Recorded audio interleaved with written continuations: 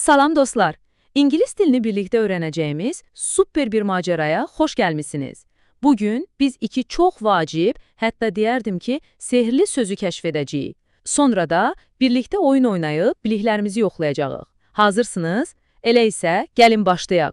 Gəlin tanış olaq. Bu bizim bugünkü bələdçimiz Əlidir.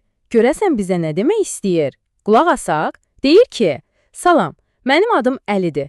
Bugün iki sehirli söz öyrənəcəyik. Have və has. Mənim dünyama səyahət etməyə hazırsınız? Əlbəttə ki, hazırıq Əli. Gəlin heç vaxt itirmədən onunla birlikdə bu sehirli sözlərin sirrini açaq. Və beləliklə maceramız başlayır. Gəlin Əlinin arxasınca gedək və bu sihirli sözlərin ən böyük sirrini öyrənək. Diqqətli olun, çünki bu qayda hər şeyin açarıdır. Aha, budur bizim sehirli səbətlərimiz. Gəlin görək qaydalar necədir. Deməli, birinci yaşıl səbətə, yəni have səbətinə baxaq.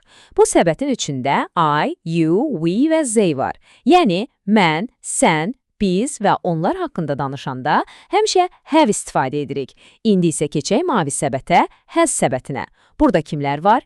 He, she və it. Yəni, bir oğlan, bir qız və ya bir heyvan ya da hər hansı bir əşyadan danışanda isə has deyirik. Bax, bu bizim ən əsas qaydamızdır, bunu heç vaxt unutmayın. Artıq ən vacib qaydanı bildiyimizə görə səyahətə başlaya bilərik. Gəlin görək, bu sehirli sözlər Əlinin dünyasında necə işləyir. İlk dayanacağımız Əlinin məktəb çantasıdır. Gəlin baxaq görək içində nələr gizlənib. Wow, nə qədər əşya var. Gəlin Əliyə qulaq asaq, o öz əşyaları haqqında danışır. Baxın, o deyir, I have a blue backpack, yəni mənim mavi çantam var. Sonra əlavə edir, I have a yellow book and a green eraser. Budur onun sarı kitabı və yaşıl pozanı. Və nəhayət, I have a purple pencil case. Bu da onun bənövşəyi qələm qabıdır. Fikir verdiniz, Əli özü haqqında, yəni I haqqında danışdığı üçün hər cümlədə have istifadə etdi. İndi isə gəlin, Əlinin böyük və sevimli ailəsi ilə tanış olaq. Baxın, anasının qırmızı köynəyi var. Ona görə deyirik, Mom has a red shirt. Unutmayaq, ana, she, yəni olduğu üçün has istifadə edirik. Bəs bacısı, onun da uzun saçları var. My sister has long hair. Yaxşı, bəs bütün ailə özü haqqında danışanda nə deyir? We have a grandma and grandpa. Bəli, biz dediyimiz üçün have istifadə etdik. Qaydalar necə də sadədir, elə deyilmi? Səyahətimiz davam edir və biz hardayıq? Bəli, biz fermadayıq. Buradakı heyvan dostlarımız üçün xüsusi bir qaydamız var. Yadda saxlayın, heyvanlardan, yəni itdən danışanda biz həmişə, amma həmişə has istifadə edirik. Bu çox vacibdir. Elə isə fermadakı dostlarımızla tanış olmağın tam vaxtıdır. Baxın, bu uzunqulaqdır və onun uzun qulaqları var. İngiliscə deyirik, the donkey has long ears. Yaxşı, bəs ördəyin narıncı dimdiyi var. Bunu necə deyərik? The dog has an orange mouth. Və bu gözəl atın uzun ayaqları var. The horse has long legs. Gördünüzmü? Bütün heyvanlar üçün has istifadə etdik. Çünki qaydamız belədir. Səyahətə davam.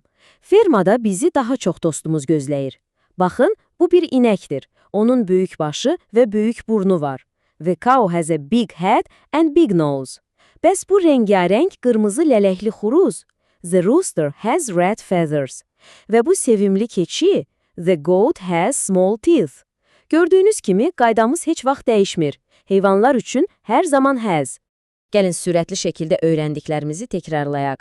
Deməli, özümüz haqqında danışanda I have dedik. Amma ailəmizdən bir nəfər və ya heyvanlar haqqında danışanda has istifadə etdik. Bütün qaydalar yadınızdadır? Əla, çünki indi əsl əyləncə başlayır. Oyun vaxtıdır. Başlasın. Bəli, oyun vaxtıdır. İndi mənə sizin köməyiniz lazımdır. Düzgün sehirli sözü, yəni have yoxsa has seçməyə hazırsınız? Öyrəndiklərinizi yaxşı-yaxşı xatırlayın və diqqətli olun. Və ilk sualımız gəlir. Cümlə belədir. I, boşluq, an orange. Sizcə, boşluğa hansı sehirli sözü qoymalıyıq? Have yoxsa has? Biraz düşünün, cavabınızı hazırlayın. Afərin, tamamilə doğrudur.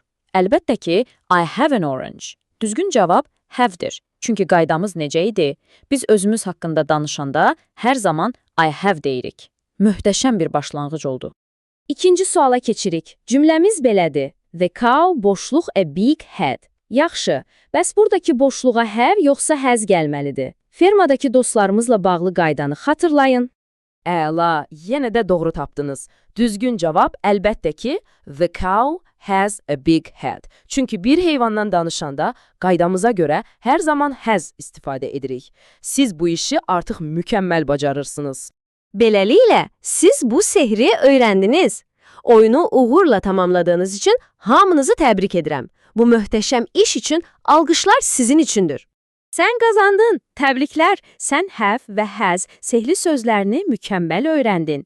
Artıq sən də ingilis dilində kiminsə nəyə sahib olduğunu çox asanlıqla deyə bilərsən. Bugünkü maceramız burada başa çatır. Növbəti sehli sözləri öyrənmək üçün yenidən görüşənədək. Hələlik.